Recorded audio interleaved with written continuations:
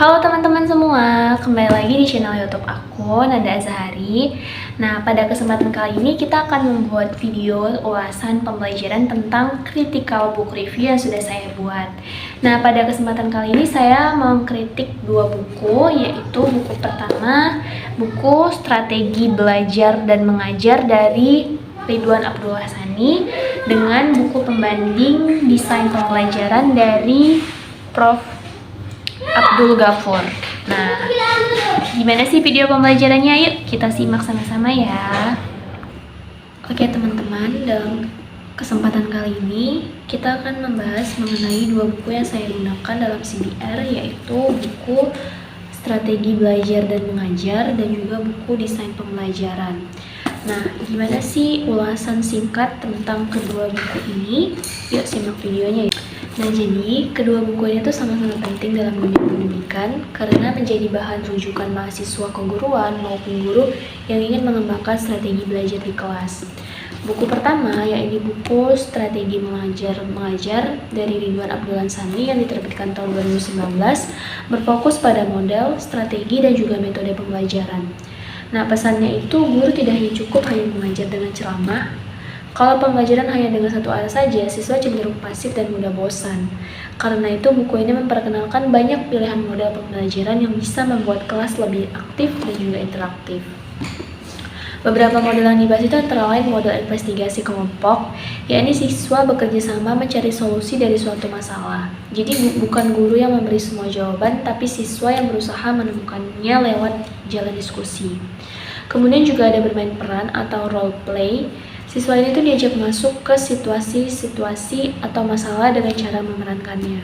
Misalnya saat belajar sejarah nih, siswa tuh bisa berperan sebagai tokoh sejarah yang membuat pembelajaran itu tuh lebih hidup. Kemudian juga ada pembelajaran induktif dan inquiry, yakni siswa tidak diberi jawaban langsung, melainkan diberi kesempatan mencari tahu sendiri lalu menyusun kesimpulan. Lalu juga ada model pembelajaran problem based learning atau PBL. Jadi siswa itu belajar dengan cara memecahkan masalah nyata sehingga materi itu tidak hanya berupa teori aja tapi juga diterapkan dalam masalah-masalah yang relevan dengan kehidupan sehari-hari. Semua model itu dijelaskan dengan lengkap dengan sintaks atau langkah-langkah pembelajaran, peran guru, peran siswa, dan juga dampaknya terhadap proses belajar. Itulah yang membuat buku ini tuh terasa lebih praktis dan bisa langsung dipakai dalam kelas. Untuk lebih lengkapnya kalian bisa baca di bab 3. Kemudian untuk buku kedua yakni buku Desain Pembelajaran dari Prof. Abdul Ghafur tahun 2012. Ini tuh lebih teknis tentang strategi pembelajaran di kelas. Buku ini tuh lebih berfokus pada perencanaan pembelajaran. Jadi bisa dibilang ini tuh adalah fondasi sebelum guru memilih model pembelajaran apa yang tepat.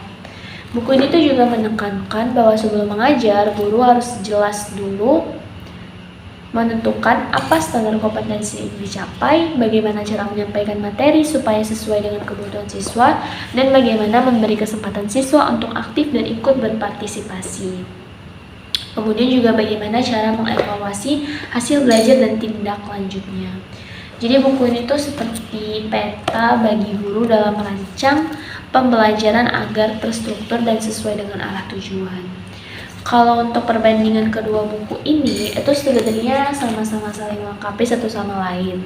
Bukunya Strategi Belajar Mengajar ini tuh banyak memberikan pilihan model yang bisa inovatif, yang bisa diterapkan dalam kelas. Kalau buku ini satunya lagi tuh bisa menentukan model apa yang mau dipakai dan perencanaan yang lebih matang. Jadi dengan kata lain, buku yang pertama itu sebagai alat dan teknik mengajar, sedangkan buku pembanding itu adalah kerangka dan panduannya.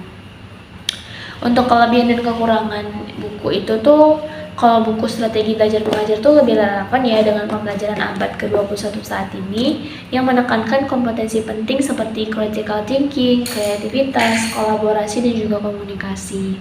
Namun kekurangannya itu ya biasalah karena belum banyak membahas teknologi pembelajaran digital. Nah, untuk buku yang kedua ini tuh kelebihannya tuh memberikan dasar perencanaan yang kuat, sistematis, dan penting untuk setiap guru. Untuk kekurangannya itu terasa lebih teoritis aja gitu dan agak ketinggalan zaman. Karena kan buku ini juga terbit tahun 2012, jadi belum banyak menyinggung tentang era pendidikan digital. Nah, itu tadilah penjelasan dari dua buku yang sudah saya ulas dalam CBR saya di mata kuliah Strategi dan Inovasi Pembelajaran Sejarah ini. Untuk lebih jelasnya teman-teman bisa sih baca aja bukunya ya, untuk lebih mengetahui strategi dan inovasi apa aja yang bisa diterapkan sebagai calon tenaga pendidik ataupun sebagai seorang guru gitu.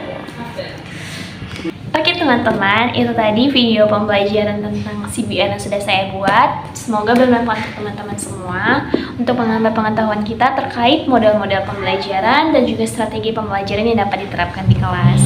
Nah, jangan lupa like, komen, dan juga subscribe video ini ya. Sampai jumpa di lain waktu. Dadah! 버스 안에서 going 이불 속에서 going going은 언제나 너에게 going